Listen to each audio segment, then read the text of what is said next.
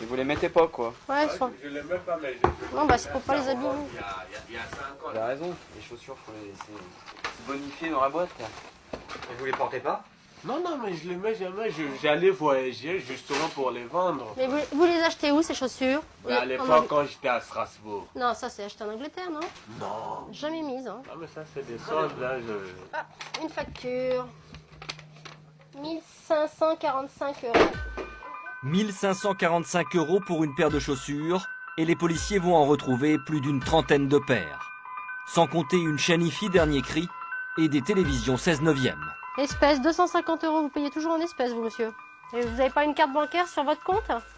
Bah alors, pourquoi vous ne payez pas en carte bancaire? Vous vous baladez avec des espèces? Bonne aubaine pour la brigade financière.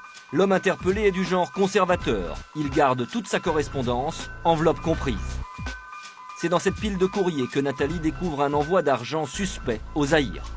Vous avez envoyé de l'argent à qui, ça? Ben, c'est monsieur. C'est Alain? Vous lui avez envoyé de l'argent au Zaïre? Et c'était votre argent à vous? C'était de l'argent à qui, ça? Non, mais à lui, certainement. 1400 € envoyés au chef du réseau au Zaïre. Le système est bien organisé.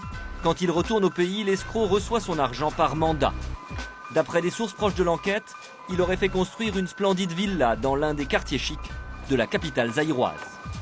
C'est ce qui arrive régulièrement. On a déjà eu le cas d'individus qui commettaient des escroqueries en France et généralement réinvestissent dans leur pays d'origine de façon à monter soit des entreprises, soit acheter leur propre maison en se disant qu'un jour, de toute façon, ils quitteront la France pour repartir là-bas. Lors de la perquisition, Nathalie retrouve